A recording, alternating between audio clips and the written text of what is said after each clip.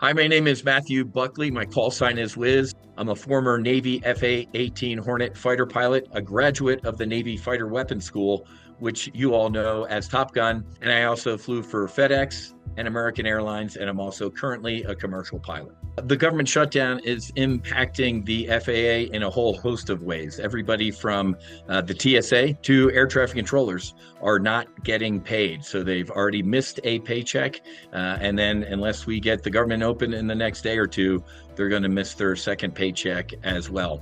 The government deems these employees as critical or essential, which says they have to come to work, even if they're not getting paid. Unfortunately, the air traffic controllers, a lot of them are mysteriously sick.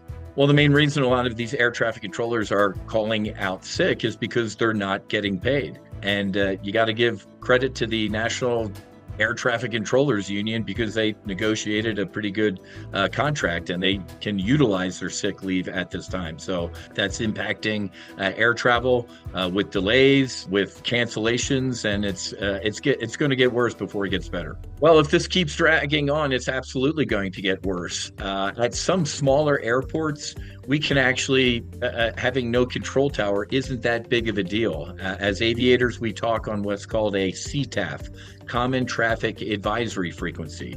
So the pilots talk to each other. Hey, I'm 10 miles out for this runway at this altitude. So we actually deconflict over the radio by ourselves.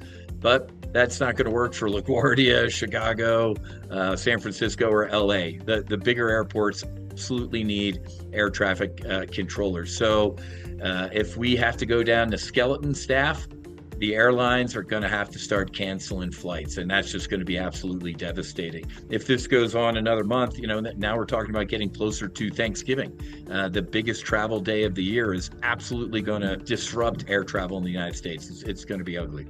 Well, this whole government shutdown exacerbates what's currently going on with our air traffic controllers. The Trump administration had opened up the doors to hire as many new ones as they can, but with the government shutdown, that training stops. So even if they interviewed and hired a bunch of new air traffic controllers, they're not sitting in the schoolhouse getting trained. They're actually sitting at home not getting paid. So our aging air traffic control system with the technology from the vacuum tubes of the 50s, we're still trying to update that. Secretary of Transportation Sean Duffy has made that a high priority.